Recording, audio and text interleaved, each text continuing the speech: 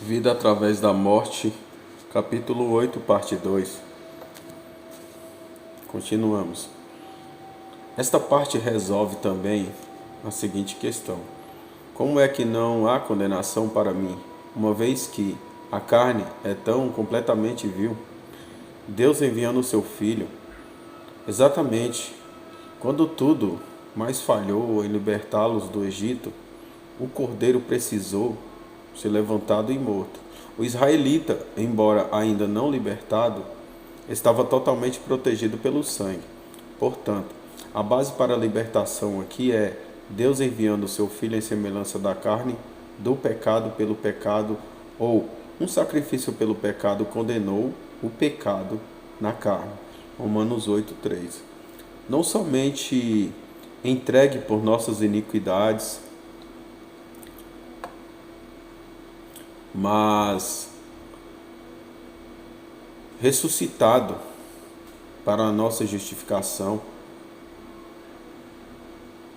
como também já vimos, mas a morte expiatória do Filho de Deus, enviado por causa do pecado, a própria raiz.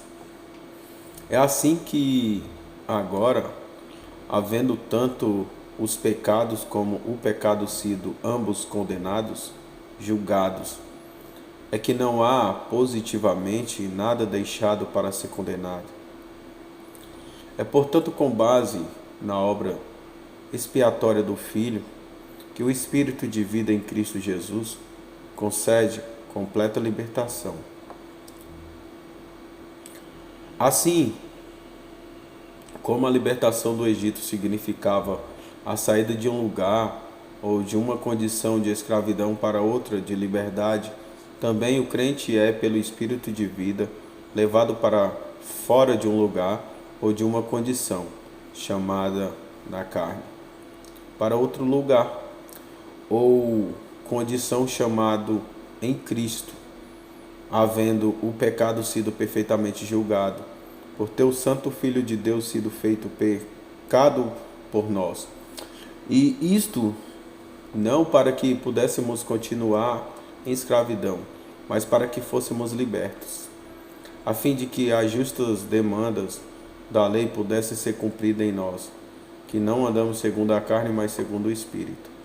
Israel, que então encontrava-se em escravidão, é agora visto livre, liberto para servir Jeová. E assim também foi conosco. Após termos sido vivificados, continuamos na escravidão da carne, ou sob a lei.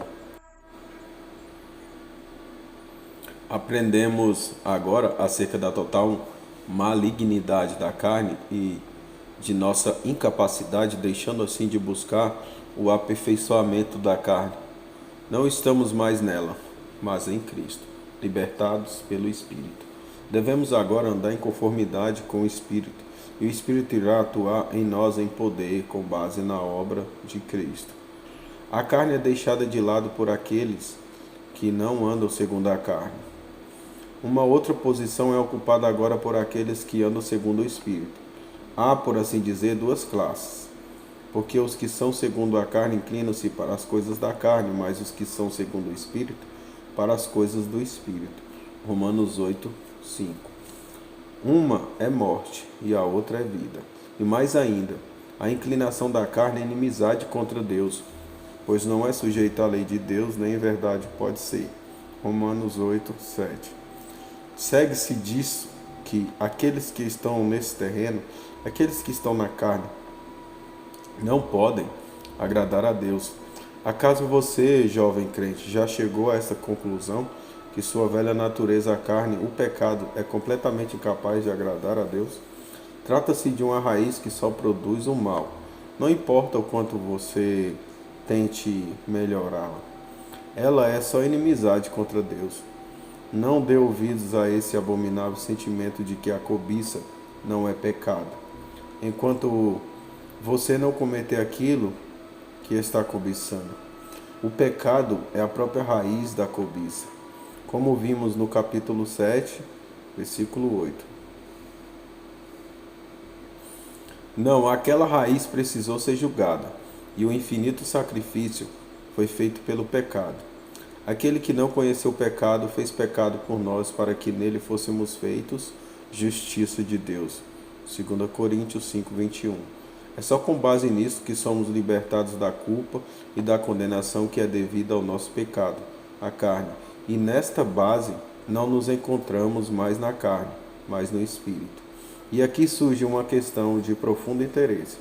Quando e como podemos concluir ou saber que não estamos na carne, mas no Espírito? Trata-se de uma questão muito importante, seja para crentes novos ou velhos. Vamos analisar isto com mais cuidado. Não há dúvida alguma de que aquele que em vós começou a boa obra, a aperfeiçoará até o dia de Jesus Cristo. Filipenses 1:6. Todavia, há diferentes estágios da obra de Deus na alma, como vemos tipificado na redenção de Israel. O versículo 9 responderá a esta importante questão. Quando podemos concluir que não estamos na carne, mas no Espírito? Vós, porém, não estáis na carne, mas no Espírito, se é que o Espírito de Deus habita em vós. Romanos 8:9. Portanto, fica claro que se o Espírito de Deus habita em você, você poderá concluir com segurança que não está na carne. Haveria, então, um período distinto entre a vivificação e o novo nascimento de uma alma e a habitação do Espírito de Deus em nós? Será um período longo ou curto? As Escrituras sempre apresentam este fato. Sim, no caso de Cornélio e dos que estavam com ele. Assim como nos crentes batizados em Samaria, que não receberam o Espírito Santo até que os apóstolos descessem de Jerusalém. Cornélio era evidentemente uma alma vivificada, assim como toda a sua casa. Atos 10:2.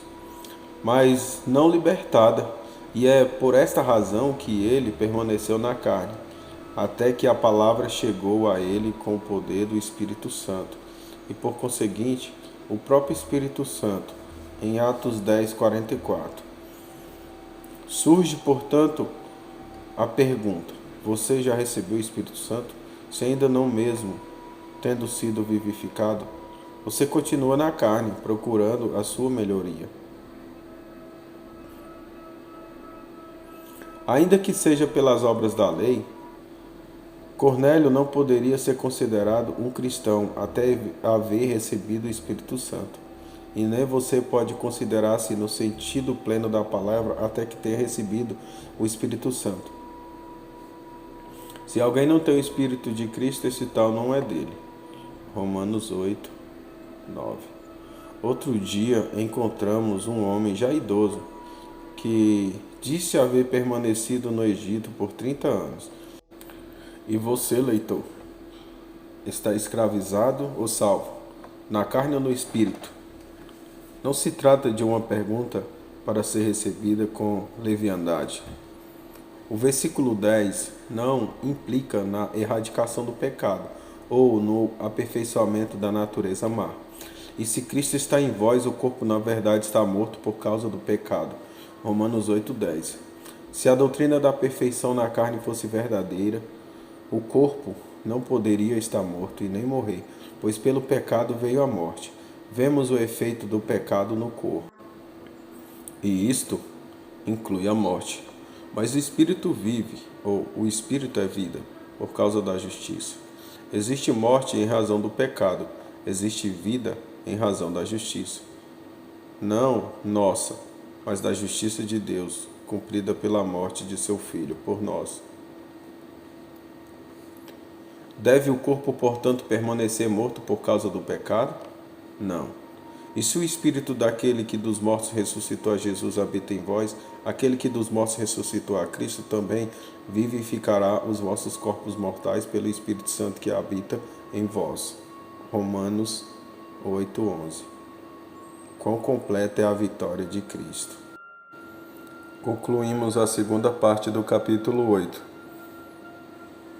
Terminaremos no capítulo 8, porém na parte 3.